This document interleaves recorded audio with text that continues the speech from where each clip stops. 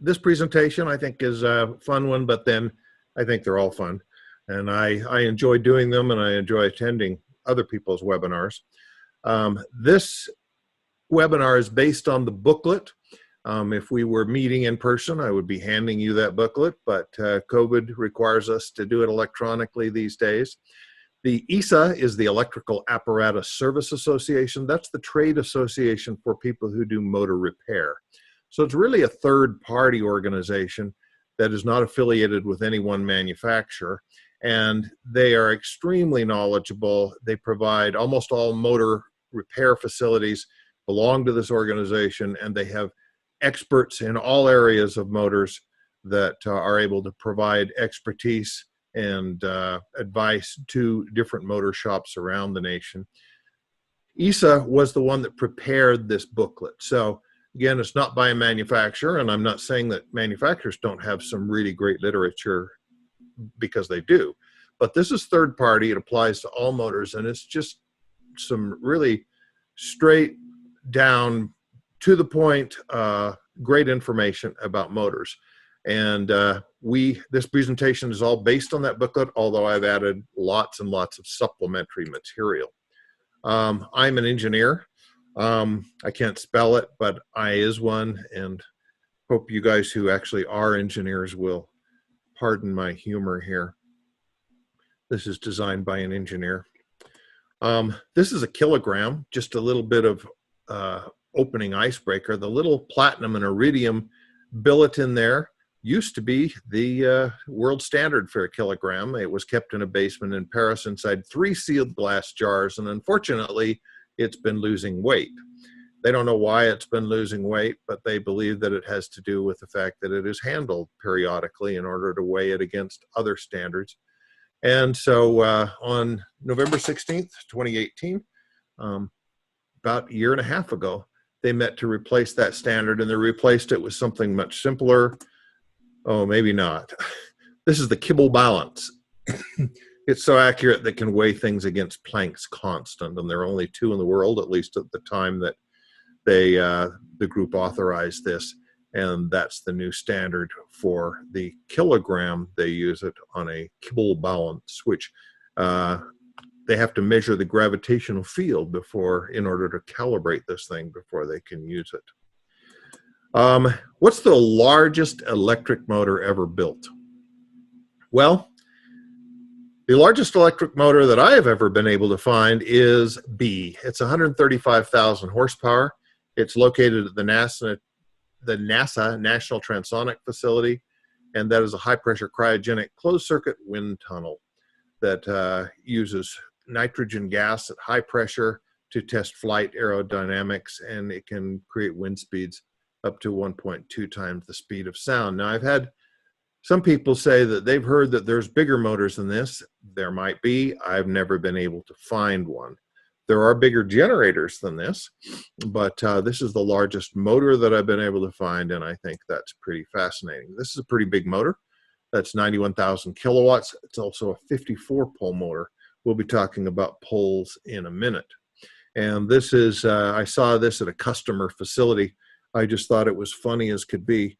This is probably, what, 10,000 horsepower motor, excuse me. And they put a little pull start on it down here, and a label that said caution, black start device, pull with caution. So I thought that was hilarious. All right, these are our course objectives, and this is on the front of the booklet, which you will download, hopefully. This is one of those great booklets to download, put in your files, and refer to periodically. We're going to be addressing primarily NEMA frame motors from 1 to 500 horsepower in this presentation, and from 900 to 3600 RPM, and voltages up to 1,000. Now, that doesn't mean that we're not going to talk about other motors a little bit as well, but the EASA booklet is based on those motors, and since larger motors tend to be very specialized and require a lot of specialized education, and a lot of manufacturer guidance, we're going to concentrate on the NEMA sizes, but we'll also talk about some of the larger motors as well. So first of all, let's talk about what makes a motor moat. By the way, this is part one of what I think is going to be a two-part series, but could end up being a three-part series. And we're hoping to get through the motor lubrication today. If we can't get through there, then we will start that again next week. You probably know that the biggest cause of motor failure is motor bearings, and the biggest cause of failure of motor bearings is improper lubrication. And so it's a very, very important subject. And who is it that lubricates the bearings? Well, my answer is generally the new guy, because it's not the fun job. And the new guy also tends to be the least knowledgeable. And that can be a disaster for your facility if those bearings aren't being lubricated correctly. All right, let's talk about what makes a motor moat. So I've invented this motor. There's a magnet in the middle, there's a magnet on the outside, and this circle, let's say, is just a cardboard tube. And there's a pin here so that this magnet can spin. Now, what's going to happen? Well, this is a North Pole. This is a North Pole-like charges repel. And so this magnet in the middle is going to tend to spin and go to the bottom like that, so that the south aligns with the north. Now, which way is it going to go? Well, I guess whichever way you push it. Now let's try to make this motor a little bit, well, let me mention one more thing. If I grab this motor on the outside and I pull it around the outside of that cardboard tube, then the south pole in the middle on the rotor of this motor is going to follow that magnet, and voila, that's how all motors work, basically, electric motors at least. That is, the magnet on the inside following the magnet on the outside, or vice versa. Now let's try to make this a little bit more automatic. So I'm going to take a piece of iron and going to wrap copper wire around it. I'm going to do that up here and down here, and then I'm going to plug it into the wall. We have 60 hertz in America, so we're going to assume that this is a 60 hertz signal, would be 50 hertz in many parts of the world. And so when we have a positive voltage here, then this becomes a North Pole. The top magnet becomes a North Pole, that electromagnet. And the bottom electromagnet is a South Pole. So when that happens, this rotor in the middle is going to spin 180 degrees. Which direction? Well, we don't know. But once we push it, it's going to spin in that direction. And then this voltage from the utility is going to change from positive to negative. And when it does that, then the polarity of my electromagnet is going to change. So it will change from a North Pole to a South Pole. The bottom one will change from South Pole to a North Pole. And when it does that, the magnet's going to spin another 180 degrees. So my question in the lower right, how many revolutions per cycle? The answer is 1. We get half a revolution here on the positive side and half a revolution here. This is a 2-pole motor. How do I know that? Because I'm really smart. There's 1, 2. So how fast is this motor going to spin?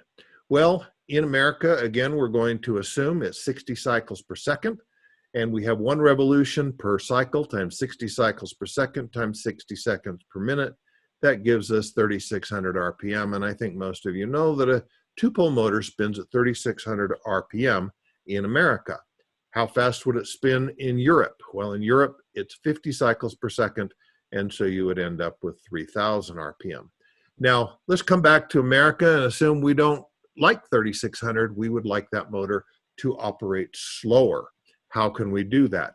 Well, one way to do that is to add more poles. So in this case, we have a 4-pole motor. Now, in this case, when this is positive, the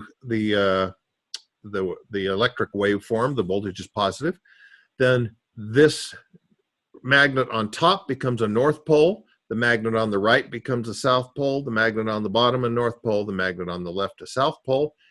But the rotor in the middle, because it has also 4 poles, is not going to rotate 180 degrees. It's only going to rotate 90 degrees.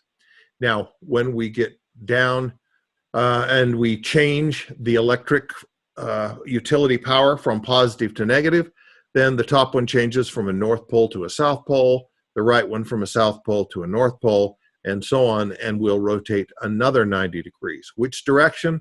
Don't know, but once we push it and get it rotating, then it will continue rotating in that direction. And how fast will it go? Well, it's one revolution every 2 cycles now, because there's a quarter of a cycle, then a quarter of a cycle, a quarter of a cycle, and a quarter of a cycle. So it takes 2 cycles per revolution times 60 cycles per second times 60 seconds per minute, gives us an 1800 RPM motor. And I think you mostly know that a 4-pole motor in the United States runs at 1800 RPM. In Europe, that would be 1500 RPM. Now, how many poles can we put on a motor? The answer is as many as we want. And so the more poles we put on the motor, the slower that motor runs at 60 hertz. And the formula for that is 120 times the frequency divided by the number of poles. Now I'm going to go back one slide because I want to talk about a single-phase motor.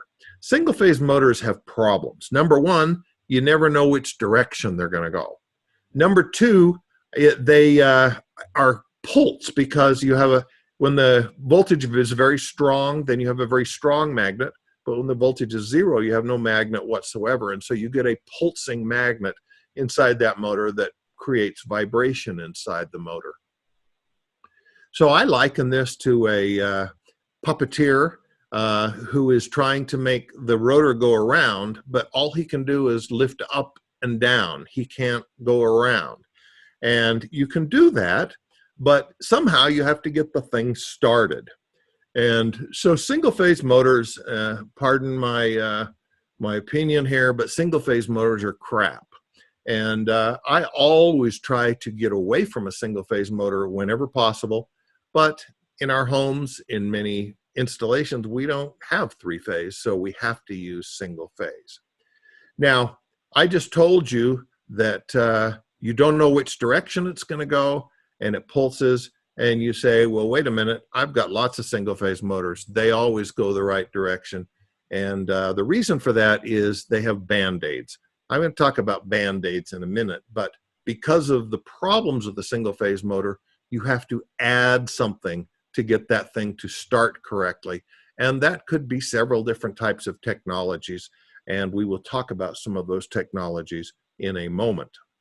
However, Nikola Tesla came along, and I would love to tell you the whole story of Nikola Tesla, and I would if this were an all-day class, but he invented the 3-phase motor. And to me, it's one of, if not the greatest invention in the history of mankind. So the 3-phase motor has 3 phases. Here's A phase. It's composed of A positive and A negative. Here's B phase, B positive and B negative, and C phase, C phase, C positive and C negative, and we have a 3-phase power supply. So we actually have 3 magnets now. We have an A-phase magnet, a B-phase magnet, and a C-phase magnet. And even though those magnets have to be aligned with the poles in the electromagnet, assume that that's like rubber bands. And as we pull harder on one rubber band and pull less hard on another, you can actually create a flux that is the sum of those 3 magnets that can be anywhere on the motor. I'm going to show you an animation of this. In fact, let me do that right now. This is an animation. Now you'll notice that this is A phase up here. We're only showing the positive side, but there would be a negative side in a real motor. Then over on the left, we have B phase and then C phase. And you'll notice that each of those phases is an AC sine wave. And so this vertical arrow is the flux or the magnetics that is created by A phase. This one that is aligned with B phase is created by B phase, and this one aligned with C phase is produced by the C phase electromagnet. But when you add them all together, notice that the sum total magnet always stays the same strength. That would be the length of the arrow from the middle to the outside. And instead of just going up and down, it actually goes around the motor. So a 3-phase motor provides a rotating magnetic flux, whereas a single-phase motor, the flux always stays in a certain plane going up and down. An amazing, amazing invention, and I wish I had more time to talk about it. What if the motor goes the wrong direction? Well, I think you all know. You just switch any 2 phases, and the flux will go in the opposite direction. So basically, we're back to this original motor, But in this motor, I would have to drag that magnet on the outside around with my hand. And in Nikola Tesla's motor, it's all automatic. So three-phase motors changed the world. And I think the steam engine probably started the Industrial Revolution, but this created our electrical power system. We had a motor, we had a generator to match, and we have created three-phase power systems all over the world, which makes our life very, very simple. That's kind of an overstatement, isn't it? But it certainly saves us a lot of labor. Now, this is an induction motor. So far, I've been talking about permanent magnet motors. The permanent magnet motor is in the middle. In an induction motor, we have a squirrel cage in the middle, and that is composed of a number of copper or aluminum bars that are shorted together on the end. So this is your shorting ring right there, and then there's a shorting ring on the other side, and that's it. That's how this works. And what happens is if the flux, the magnet, rotates around and it cuts through those copper bars of the rotor, that induces a current in the rotor, and the currents in the rotor then will go back on a copper bar around the end ring, return on another copper bar and around the end ring, and that circular current then creates a magnet on the rotor. That magnet on the rotor is induced by the flux on the outside of the motor on the stator, and therefore we call that an induction motor. One of the differences between a permanent magnet and induction is an induction always has to slip a little bit. So with a permanent magnet, the rotor is going to go exactly the same speed as the magnet on the stator. With an induction motor, that rotor is going to slip a little bit because it has to slip in order to induce currents in those rotor bars. So the magnet on the rotor is going, let's say that this is a two-pole machine, and it does look like that, even though we're missing one of the poles. And by the way, if we have one pole in A phase, or excuse me, two poles in A phase, two poles in B phase, and two poles in C phase, that is a two-pole motor, because on a three-phase motor is the number of poles per phase, not the number of poles in the machine. So a two-pole three-phase motor would have actually 6 poles. And the rotor is going, the flux or the magnet in the rotor is going to be going 3,600 RPM because it's going to be going exactly the same speed as the magnet on the stator. But the physical rotor, the bars, the iron, the end rings, the physical rotor is going to slip a little bit. So if you looked at that rotor, you would see the magnet going around this rotor at the slip frequency, which is generally, we'll say, 1, 2, 3%. This is a real motor, and you can't see the rotor bars because they're in the middle of the iron. You always need iron to conduct magnetic flux, just like you need copper or aluminum to conduct electric current. So in this case, we have an aluminum rotor, and the aluminum rotor bars are going through that iron. So here's your stator winding. Here's your end rings. You see these end rings are big, and they mold a little fan into the end rings. And then the copper bars are going through the middle, but you can't see them. Since you can't see them, I put in a slide of a much bigger motor. In this bigger motor, it's all done by hand, and it's easier to see, how the rotor is constructed. So you can see we've got the iron to conduct the flux, and then here are your copper, in this case, could be copper or aluminum, your copper rotor bars, and the copper rotor bars are set in the iron, and then they are brazed to the copper end ring. So I love this picture because it's so easy to see the parts and pieces. So on a small rotor, these are actually, you pour molten aluminum in there, and it goes through holes in the steel and then hardens to create the rotor bars. And these are done on high-speed manufacturing lines. A lot of this is hand labor. Now, I told you I'd talk about single-phase motors. Since you don't know which way a single-phase motor is going to go, you have to have something else that causes it to start. And what we need is some other Band-Aid, I would call it, in order to create a two-phase motor. So one is a split-phase rotor, or split-phase motor, excuse me. So there's your main winding, and then you have an auxiliary winding that is a different part on that motor to give you a different flux in order to create a flux that rotates. we only use that to start the motor. Once the motor is running, you'll notice there's a centrifugal switch or a relay up here that removes that auxiliary winding that's only used for starting. Now, this is a capacitor start motor. This also has the auxiliary winding, but by using a capacitor, we get much higher starting torque.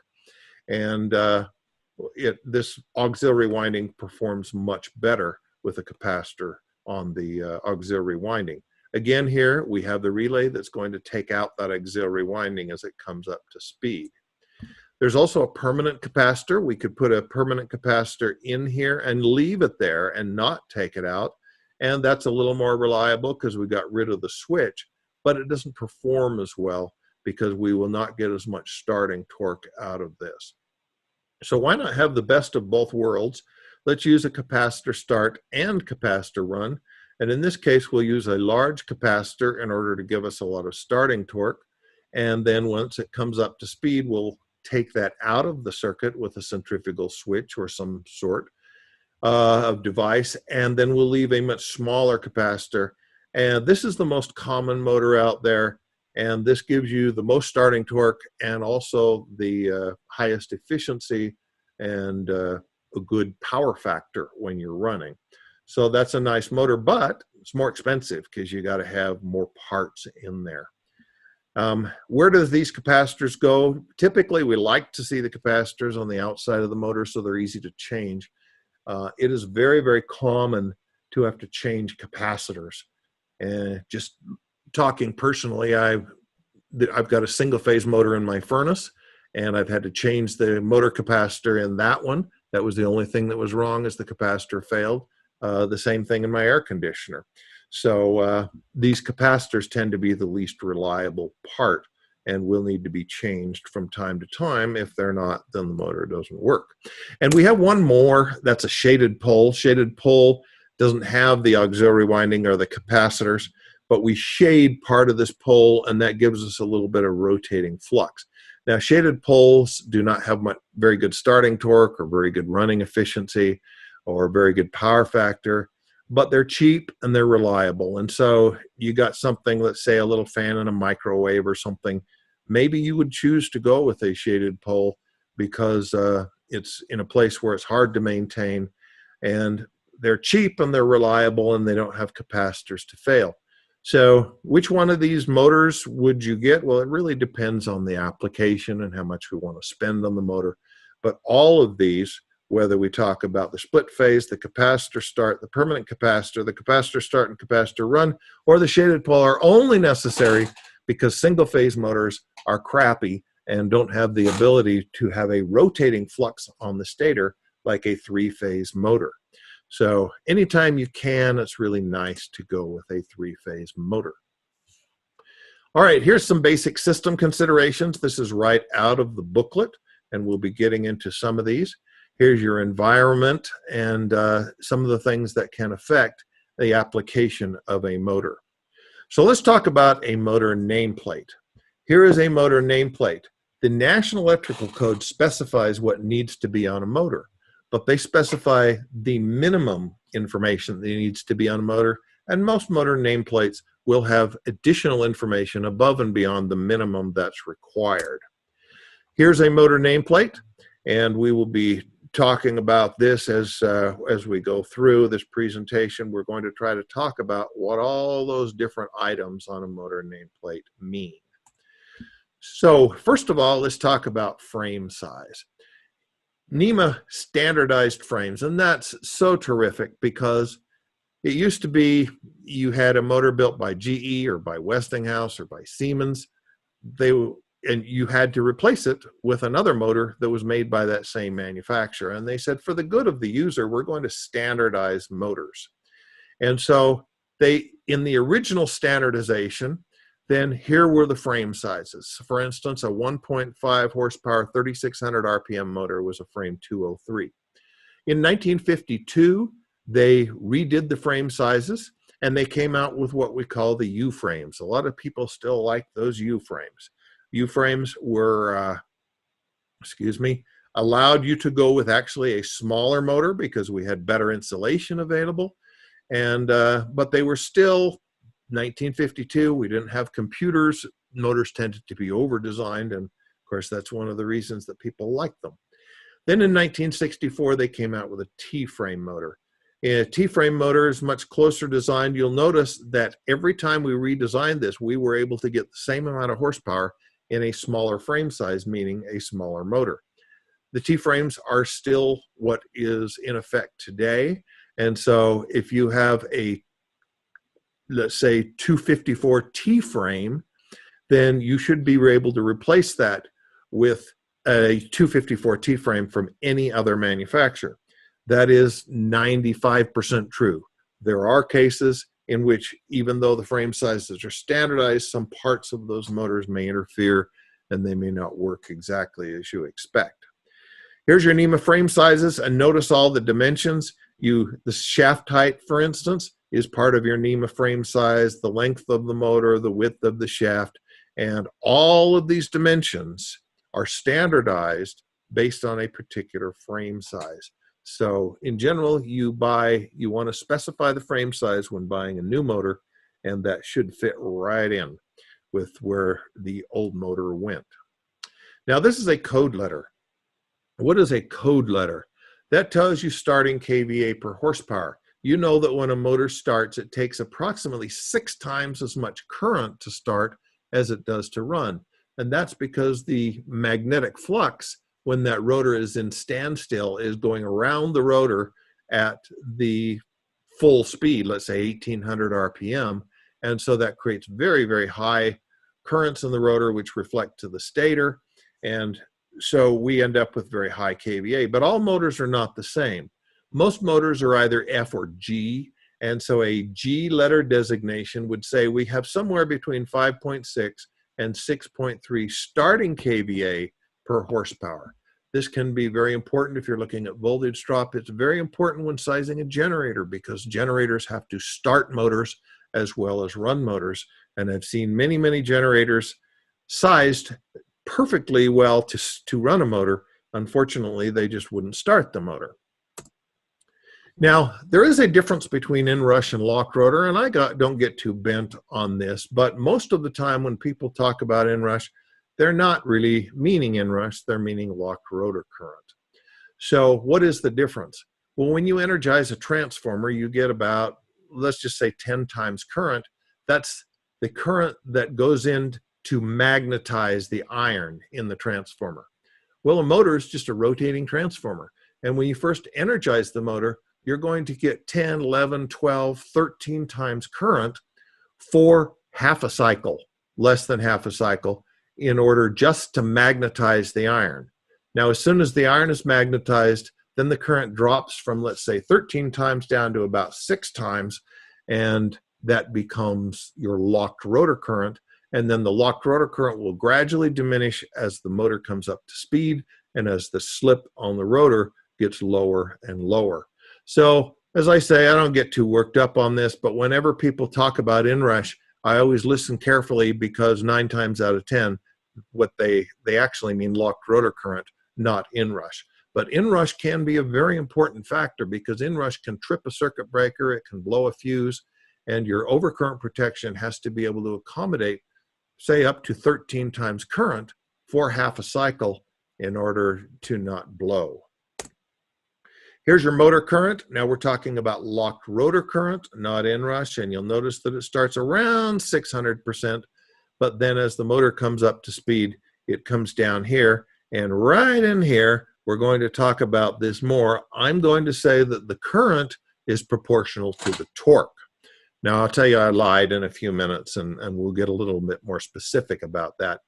But I would say really at least from 50% load to 150% load, you're operating in this range in here, and the percentage current is pretty close to the percentage torque. So if you want to know how much that motor's loaded, meaning how much torque the motor's providing, you just measure the current, and that provides you with a pretty good indication. As you come up to speed, this is the induction torque speed curve, and so you'll notice on a normal induction motor, we might start 150, 175, 200, 250, depends on the motor. locked rotor torque. Then it decreases a little bit to our pull-up torque value. Then it gets to your breakdown torque, and then finally up to our full load. So between 0 speed and where we hit 150% torque, I would call that the starting portion of the curve.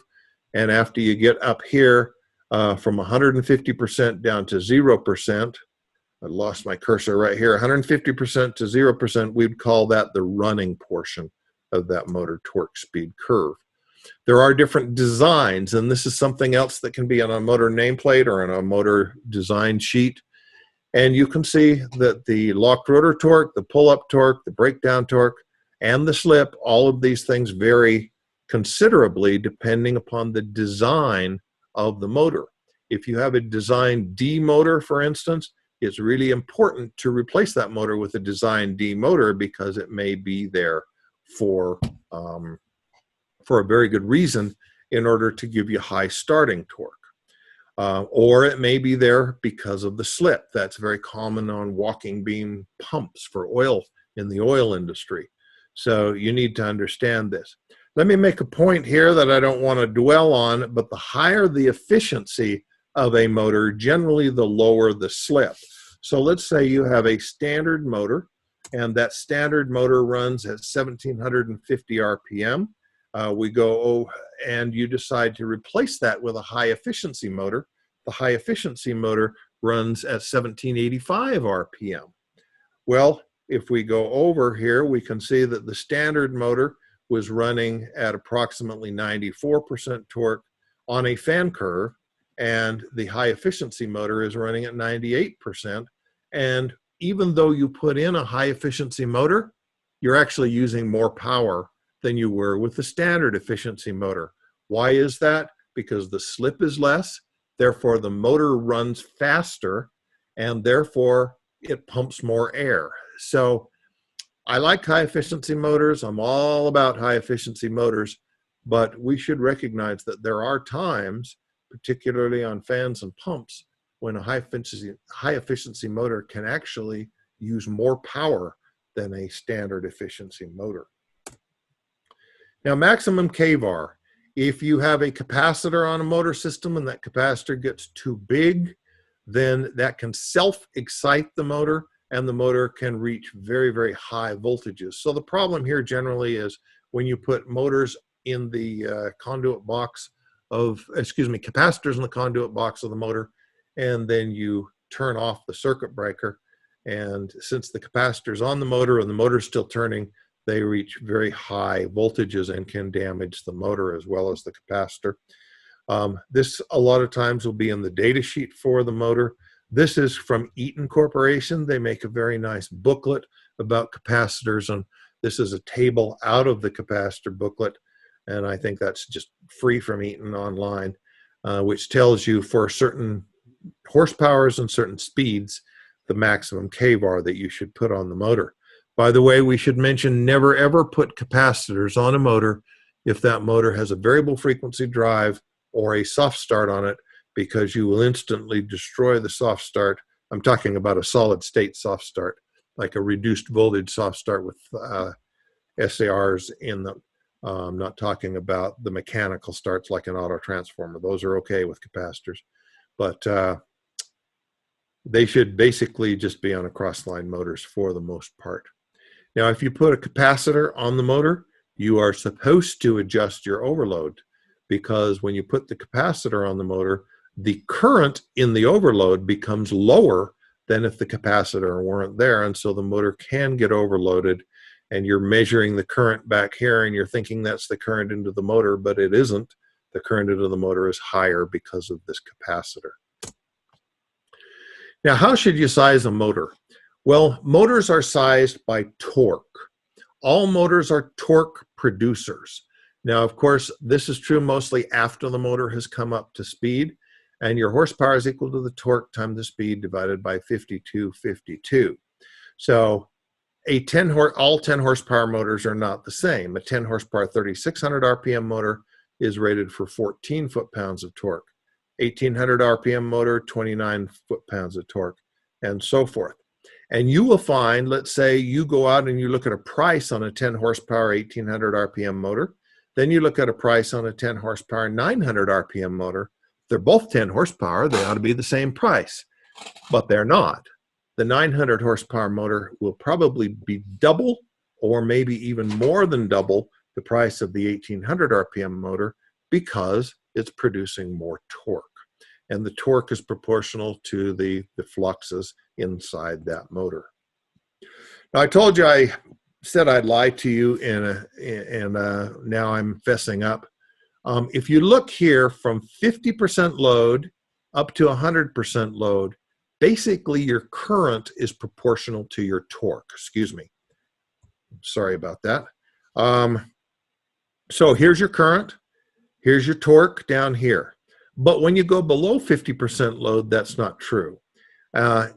Up here, I have a 2 horsepower motor. 2 horsepower motors, I remember looking at one, it said ultra high efficiency motor. Actually, that one was like a 1/4 horsepower. And the efficiency was like 46%. So, and they also have very high starting current. So if you get into what I would call these little peanut motors, even at no load, you can have very high currents into them. When you get into much bigger motors, 10, 20, 30, 40, starting current is generally around 30%. I've got one here that actually was down about 17%, but that's really unusual. Even for very large motors, you generally would assume that if the motor is at no load, it is still pulling about 30% current. And then as you come up to speed, and by the way, that 30% current is just magnetization current. It's very low power factor, and it is just keeping the iron magnetized. And then as you begin to increase the load, you get more load current. And when you reach about 50% load, then, this isn't accurate to 3 decimal places, but we just want to say that in general, if you measure the current on a motor, you compare it to the full load current, you'll find that the load and the current from 50 to 150%, this only goes to 100%, but from 50 to 150, the current and the load are pretty much proportional. Elevation. Most motors you have to derate above 3,300 feet. However, we typically don't. Why don't we? Because many times at higher elevations, you have lower ambient temperatures, and that can compensate. And also, if you use a good motor that has a Class F insulation with a Class B rise, and you use a service factor rated motor, then those things compensate for the derating. And you can see some typical deratings down here. Certainly, if we're up in very, very high elevations of 10, 15,000 feet, then what I just told you probably not true. But in the lower elevations that we see around here, typically that will compensate. Now let's talk about temperature rise. We've only got about 5 minutes, and so I'd like to talk about temperature rise and how to determine if a motor is too hot, and then we will continue this next week. So when the Class T motors came out, they had a B temperature rise. What does that mean? That is an 80 degrees C rise, and that means that the average temperature in the motor is 80 degrees hotter, and this is at full load, 80 degrees hotter than the temperature ambient. We're going to assume a 40-degree ambient because that's what NEMA assumes, and then we're going to assume that someplace in that motor is going to be 10 degrees hotter than the average in the motor. And so we add 40 plus 80 plus 10, we get 130, and that is the rating for Class B insulation. Almost all motors now have Class F insulation. Class F insulation is 155 degrees, and it allows you 105 degrees rise then. Now the question is, what should we do with that? We could do 2 things with that. We could either provide a motor that has Class F insulation and is rated for a Class F rise, meaning the manufacturer expects that motor to be running at 155 degrees C when it's at full load. Or we could say, no, we want a motor that has Class F insulation, but it only runs at 80 degrees C rise. Why would we do that? Because a cool motor is a motor that runs a long time, It can tolerate some overload. It's just a very good motor. And I highly recommend that you always specify a Class F insulation, but Class B rise. And that is not just me. This is very, very common in the industry. Lots of people do that. This is Class H. Class H gives you 180 degrees, and it is good for 125 degree rise or 180 degrees. And notice that NEMA gives you a 15 degree hot spot there, which means that they expect someplace in that motor to be running 15 degrees hotter than the average if you use that. So again, I'm going to talk about this some more, but we want to make sure that we use a class, if we want a really stout motor, Class F insulation or Class B rise. I am going to skip this, and we will get into this. Well, no, maybe I better talk about it in a moment. We're going to do 2 more slides, and then we'll open it up for questions, and then we will continue here next week, and we will get into the lubrication next week. This is a stainless steel motor that's used in washdown applications, but I want to make a point of these are the standard 3 motors that we have, motor enclosures. There are other motor enclosures, and we are going to talk about those next week. There are total enclosed blower-cooled enclosures. There are total enclosed non-ventilated.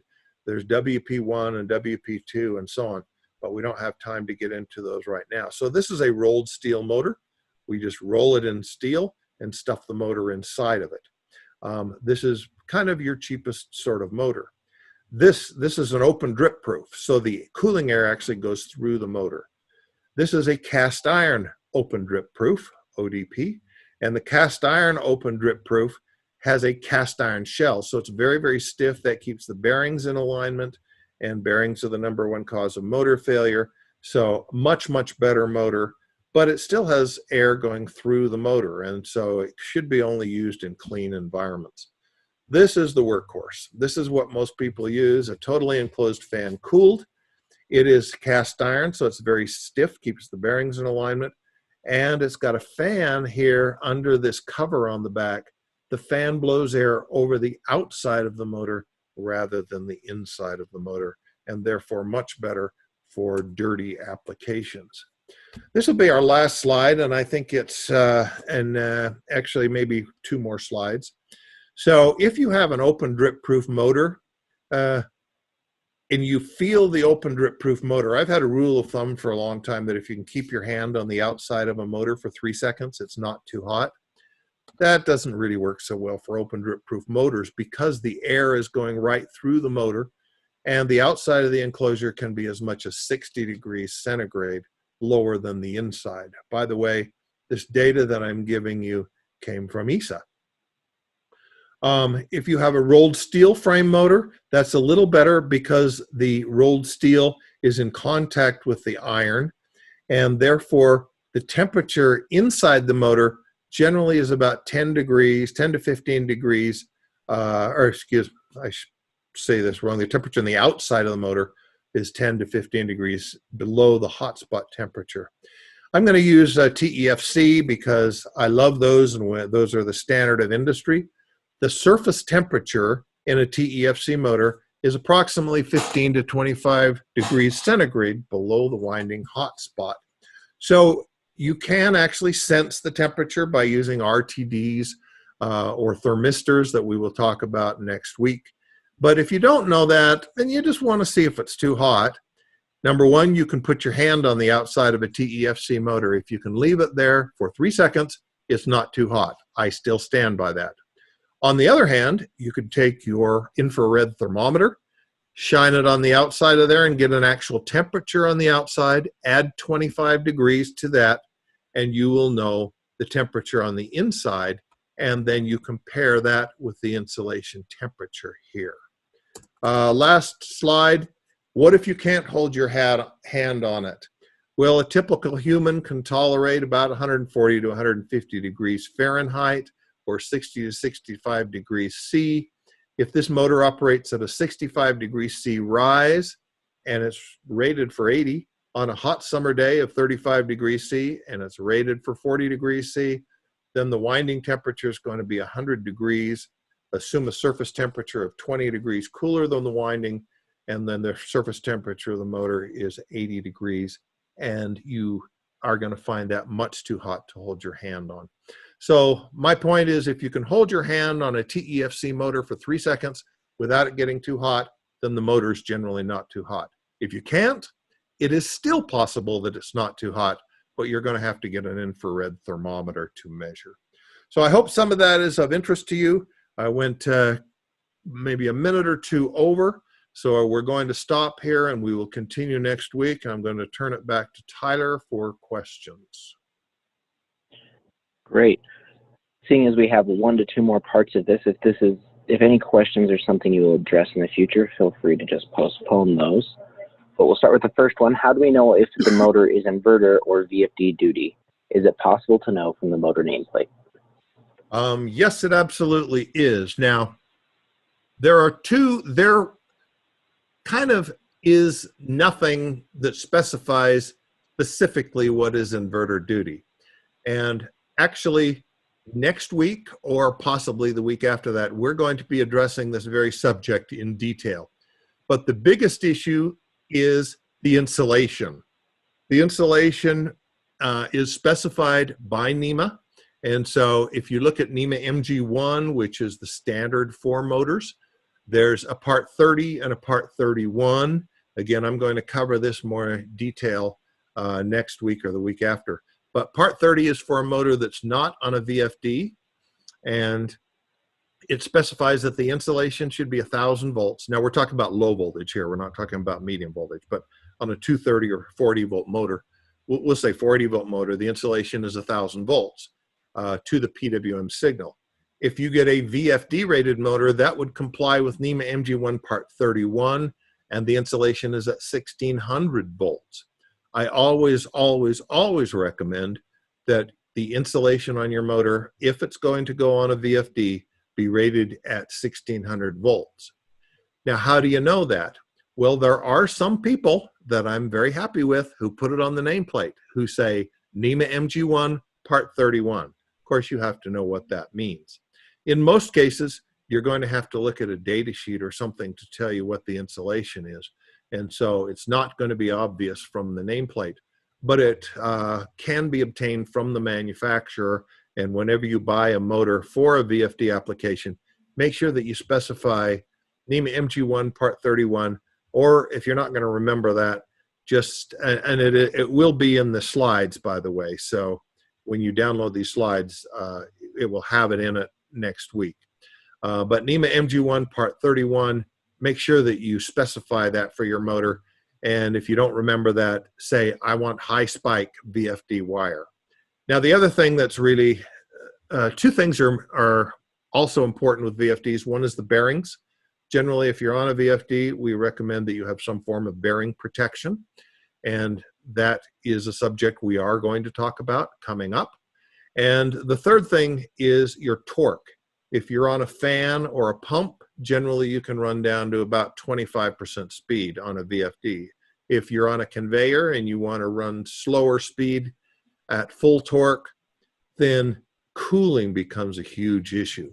And again, we're going to address this in detail, but if you're going to be on a constant torque load, you may need to talk to the person who's providing that motor to you, because as the motor slows down, the fan slows down. That means the motor gets reduced cooling. With reduced cooling, the motor gets hot, and it can fail if run at too low a speed. And therefore, you want to make sure, depending upon the load that you have proper cooling of that motor. And that could be getting a non-ventilated motor. It could mean getting a motor that has service factor and cast iron and Class F insulation and Class B rise.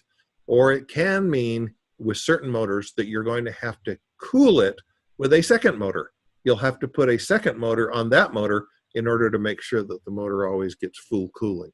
So I'm sorry that answer was a little bit long. We will cover each of those subjects in lots more detail coming up. Great, very related to that question, and possibly already covered, is what is the best insulation type for VFD-driven motors? Yeah, so you want Class F insulation, and by that I say you want it because it's free. Generally, motor manufacturers, it's a standard insulation. you're not going to pay any more for Class F insulation than you are for Class B. Class H, people still charge a premium, and so I'm not recommending you use Class H, even though that's a little better insulation. But we would recommend for a VFD that you get Class F insulation with a Class B rise, and that you have a cast iron motor, and that you have at least 1.15 service factor. And then again, make sure it's not a class, but make sure that that insulation complies with NEMA MG1 Part 31 for VFD motors with 1600 volt insulation.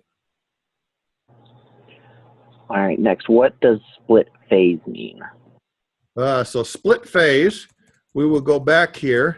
It means that you have, and I apologize, I'll find it here in a second.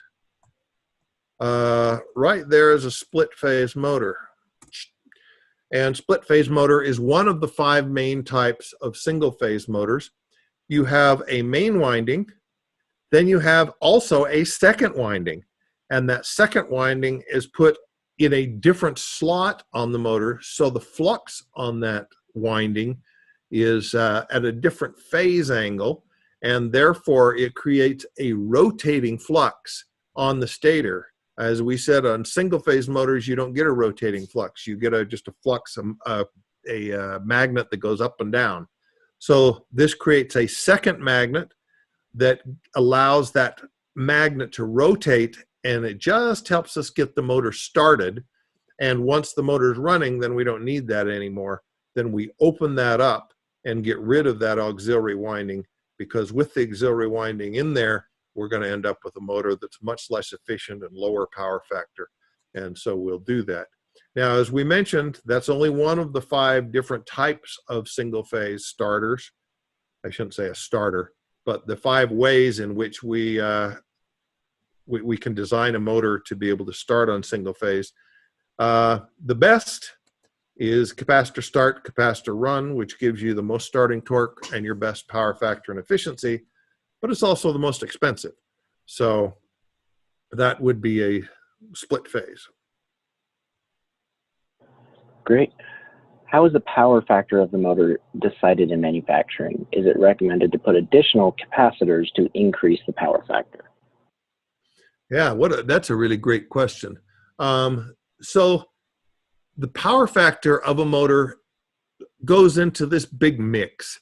When you design a motor, you want to design a motor that is reasonably low cost to build, because if you have higher costs, then you're going to lose jobs due to cost. You want a motor that is going to be as efficient as possible, because a lot of people look at efficiency, and we also have standards for efficiency. You want to have a motor that has the appropriate starting torque, and the more starting torque it has, generally the lower efficiency and the lower power factor, and so on. There's lots and lots of judgment calls you make, and so they try to come up with a nice mix that gives you good power factor, good starting torque, good pull-up torque, good breakdown torque, good efficiency, and so on, but there are always trade-offs. Now, whether you need to increase the power factor of the motor, I think depends on basically 2 things. Number one, if the motor is on a variable frequency drive, then you never need to increase the power factor of the motor, because the variable frequency drive does that for you. And even if the motor is 40% power factor, it will be 97, 98% power factor on your utility bus because of the variable frequency drive. If you don't have a variable frequency drive, then I think it depends a lot on your load. If you're running that motor flat out at high loads all the time, you're probably going to have an 85% power factor. Is that good enough? Maybe, maybe not. On the other hand, if that motor tends to be lightly loaded, you may have 70%, 60%, 50% power factor. And in those cases, you're certainly going to want to correct for the power factor. And so we can correct that at the motor, or we can correct that on the power system bus. In general, the classic way of correcting power factor is by putting a capacitor on the motor. and you just want to make sure that it's not too big by using that table from Eaton or looking at the motor description. And you should be able to improve that power factor well into the 90s. So this is a very, very common thing to do, but power factor is something that affects your whole facility, so it gets kind of complicated, and we will have a whole seminar on power factor talking about the different ways to correct it, correcting it at the motor or correcting it on the line, correcting it with solid state active correction, correcting it with contactors and so on. But in general, especially on bigger motors, it's pretty common to put a capacitor on there to get that power factor up and stick that right on the motor. All right. If you want to record an abnormal temperature on the motor, at what point or part of the motor should you do the thermography? Yeah, there's a great question. So we don't have a lot of choice on that. I mean, and let me see if I can, I'm sorry, I want to get to, I like pictures, so I hope you'll pardon my my pictures. And now I'm in the wrong play. Am I? Yeah, I want to get to the temperature part that we were looking at for a minute, so I'm sorry here. Let me, yeah, right here. Where is it hottest? Well, generally it's hottest in the slot winding. So here's your iron and here's your copper, and right in that, where that winding is in the middle of the iron, that's where your motor tends to run the hottest. And so that's where we put RTDs, and RTDs are a method of directly measuring the temperature. However, sometimes then you can have your hottest temperature out here on the end turns of that winding. And we don't really know whether it's going to be on the end turns or here. But you can't get in there with an infrared thermometer or a thermography device. And so where are you going to measure it? You want to measure it generally in the middle of the motor right here, right over that iron right there. That's probably the best place to measure that motor temperature.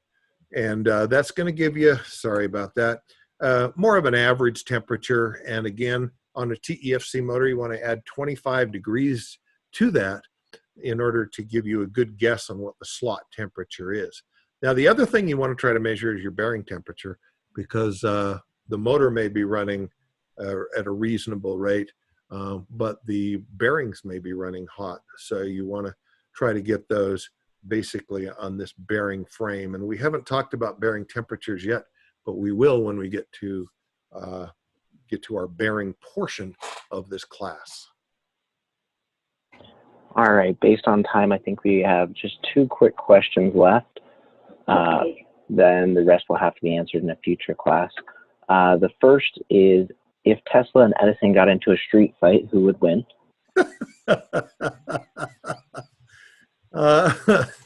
That's a really good question. I think that's a hilarious question. I'm not sure. You know, Tesla was kind of a scrappy guy, but he is also a little guy. You know, Tesla wasn't a very big guy, and he was skinny and not very tall. But I can tell you who I would be rooting for. I'd be rooting for Tesla. Great. And last question is, what is the meaning of efficiency levels such as 1, 2, and 3, and how can you check if the manufacturer's advertised efficiency? Yes. So testing the manufacturer's advertising efficiency is difficult because it takes very, very sophisticated meters. And unless you have those sophisticated meters, you're really not going to be able to test efficiency.